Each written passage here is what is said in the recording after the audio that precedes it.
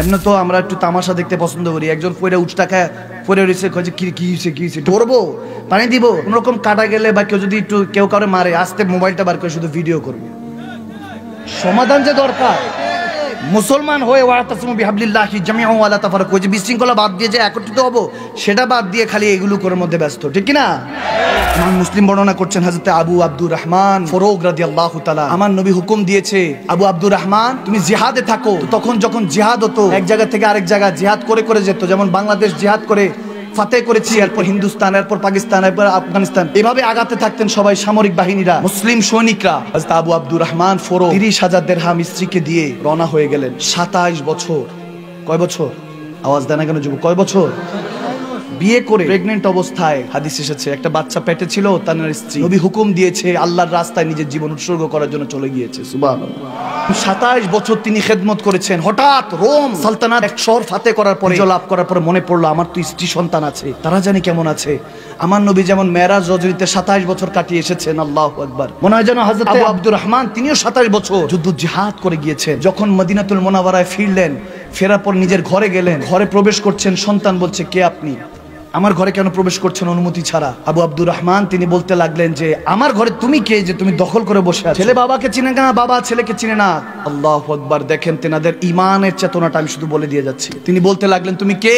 হট্টগোল হয়ে গেল, মদিনাবাসীরা সব কাছাকাছি চলে আসলো, কি হয়েছে কি হয়েছে? আবু আব্দুর রহমান ফারুক রাদিয়াল্লাহু তাআলা যখন বললেন যেটা আমার ঘর, ভিতর থেকে ওনার স্ত্রী ওনার জওজা দেখতেছে যে কে ঝগড়া করে বা কি হয়েছে, আড়াল থেকে দেখতেছে ওনার স্বামী ফিরেছে। ডাক দিলেন ওনার ছেলেকে, ওনার নাম ছিল হযরত রাবিয়া, রাবিয়া না রাবিয়া, আবার এসেছে রাবিয়া রাদিয়াল্লাহু তাআলা, যিনি হযরত ইমাম হাসান বসরির শেখ, ইমাম মালিকের শেখ। সুবহানাল্লাহ বলেন। ছেলেকে ডাক দিলেন, বলতেছে তোমার ওয়ালিদ সাহেব, তোমার বাবা। বাবা ছেলেকে জড়িয়ে কান্না করলেন। হাদিসে মুবারাকার মধ্যে যখন এটা পড়ছিলাম তখন মনে পড়লো কোরআনের মধ্যে দুইজন বাবা ছেলের রিশতার কথা বলা হয়েছে, বিশেষ করে হযরত ইউসুফ আর হযরত ইয়াকুব আলাইহিস সালাম, আর হলো হযরত ইব্রাহিম আলাইহিস সালাম, হযরত ইসমাঈল আলাইহিস সালাম। সুবহানাল্লাহ। বাবা ছেলের প্রেমটা বুঝিয়েছেন রব্বে করিম। কত দায়িত্ব। বাবাকে কখনো তুচ্ছ তাচ্ছিল্য করবেন না যে বাবা আমার জন্য কি করেছো, প্রশ্ন করেন না। কদমের মধ্যে চুমু দিয়ে বললেন যে বাবা তোমার ঋণ শোধ করা সম্ভব। মার কাছে জান্নাত উম্মি উম্মি উম্মি, মা 3 বার বলেছে। মায়ের কষ্ট আপনি বুঝবেন না। নারীকে আপনি কলঙ্কিত করছেন, খারাপ কথা বলছেন কোন মা বোনকে, যা ইচ্ছা তা লেখে। ঠিক আছে সে উলঙ্গ চলাফেরা করছে, শেষ হয়ে গিয়েছে, দায়ুসুল ইয়াদখুল জান্নাত, ঠিক আছে আমরা বুঝলাম, দায়ুস হয়ে গিয়েছে, তাকে জান্নাতে সুগর নেই পাবে না। আপনি আফসোস করেন যে আল্লাহ তাকে তো জান্নাতে সুগ্রাণও দিবা না। আমি তো জানি তুমি যে আমাকে রেখেছো, তুমি আমাকে এখানে দায়েম কায়েম থাকার তৌফিক দান করো, আমিন। কেন এখানে যে বাজে কমেন্টস করে আসেন, খারাপ লেখেন? যেদিন মেয়ের বাবা হবেন ওদিন বুঝবেন মা জাতি নারী জাতির সম্মান কোথায়, ঠিক না? বাবা ছেলেকে ধরে কাঁদছেন। তারপর আসর ওয়াজ সংক্ষেপ করে বলছে 1 মিনিটে। আসরে আজান দিল, তেনা সাহেবজাদা হযরত রাবিয়া রাদিয়াল্লাহু তাআলা তিনি চলে গেলেন মসজিদে নববীতে। উনি খাবার দাবার খেলেন, যেহেতু এত বছর পরে এসেছেন, 27 বছর। প্রথমে এসে স্ত্রীর কাছে প্রশ্ন করছেন আমার 30,000 দিরহাম কোথায়? হিকমত দেখেন, আল্লাহু আকবার, ঈমান কি ছিল, আল্লাহু আকবার। 30,000 দিরহাম কোথায়? স্ত্রী বললেন না যে আপনি এতদিন পরে এসে এইগুলো নিয়ে খবর নিচ্ছেন যে কোথায় টাকা কি, খবর নেই এসব, এগুলো বলেন না। বলতেছে হুজুর আপনি অনেক দূর থেকে এসেছেন, হয়তো বাড়িতে সফরে কষ্ট হয়েছে, আপনি এক কাজ করেন, ড্রেসটা চেঞ্জ করুন, ওযু করেন, নামাজে আসর পড়ে আসেন, তারপর আমি হিসাব দিচ্ছি। আল্লাহু আকবার। আব্দুর রহমান ফারুক রাদিয়াল্লাহু তাআলা ওযু করে চলে গেলেন মসজিদে নববীতে। নামাজ আদায় হয়ে গিয়েছিল ততক্ষণে। উনি নামাজ আদায় করলেন। আদায় করার পরে দেখতেছে একজন খুব ইয়ং করে পাগড়ি বাঁধা, সাদা পাগড়ি, সাদা পোশাক পরা, তিনি বসে বসে দারাজ দিচ্ছেন। আর যাদের দারাজ দিচ্ছেন সবাই বলতেছে জানো আজকে ইমাম মালিক এসেছে, হাসান বসরি আলাইহিস সালাম এসেছে, বড় বড় হাস্তিরা এসেছেন। আর পড়াচ্ছে কি জানো? ওই যে 27 বছর আগে একজন আল্লাহ ওয়ালা চলে গিয়েছে নবীর হুকুমে, আবু আব্দুর রহমান ফারুক রাদিয়াল্লাহু তাআলা সুযোগ্য শাহজাদা হযরত রাবিয়া রাদিয়াল্লাহু, সুবহানাল্লাহ। তিনি যখন কাছাকাছি বলেন যে যুবকটাকে, একজন বলছে আপনি চিনেন না, ইনি তো আবু আব্দুর রহমান ফারুক রাদিয়াল্লাহু তাআলা সাহেবজাদা, এখন মুহাদ্দিসে আজম, মসজিদে নববীতে খেদমত করছেন।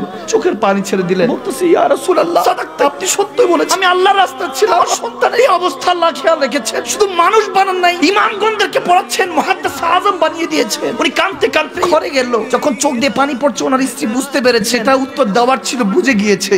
স্ত্রী কাছে আসলেন, বললেন আমার নবী, আমার আল্লাহ আপনাকে ছেড়ে যান নাই। নিশ্চয় নবী মুমিনের জানের চাইতে নিকটে, নবী আওলা বিল মুমিনিনা মিন আনফুসিহিম নাহনু আকরাবু ইলাইহি মিন হাবলিল ওয়ারিদ, আল্লাহ সাহারাকে রগের চাইতে নিকটে, আল্লাহর রাসূল আছে। তখন বলতেছে খাতুন আমি বুঝতে পেরেছি তুমি 30,000 দিরহাম কোথায় খরচ করেছো, তুমি একটা আলেমে দ্বীন বানিয়েছো আমার সন্তানকে। আমার তোমার কাছে আর কিছু চাওয়ার নেই, শুধু আখিরাতে চাই। আল্লাহ যেই নবীর জন্য এত কিছু কোরবানি করেছি, সেই নবীর উম্মতটা যাতে দিনদার হয়ে যায়, সেই নবীর উম্মতটা যাতে নামাজি হয়ে যায়, তাহাজ্জুদ গুজার হয়ে যায়, সেই নবীর উম্মতটা গোলামরা যাতে রোজাদার হয়ে যায়। স্বামী তার স্ত্রীকে সম্মান করে ভালোবাসে, স্ত্রী তার স্বামীকে ভালোবাসে, মা বাবা তার সন্তানকে, সন্তান তার মা বাবাকে ভালোবাসে। বলতাছে নবীর মিলাদুন নবী না যায়, আর নবী না আসার আগে ছেলে মার গলার পেঁচিয়ে বাজারে বিক্রি করে দিয়ে আসে। নবী আমার কদম না দিলে বাবা মেয়েকে জীবন্ত পুঁতে ফেলতো। ওই নবী এসে ইনসানিয়াত ইমানিয়াতের দাওয়াত দিয়ে এই মুসলিম উম্মাহকে, পৃথিবীকে শিক্ষা দিয়েছেন নাসরুম মিনাল্লাহ ওয়া ফাতহুন কারীম। মুমিন ভয় পাস না, তুই যতক্ষণ আছিস তোর রব ততক্ষণ আছে। তুই ভরসা রাখ আল্লাহর উপরে,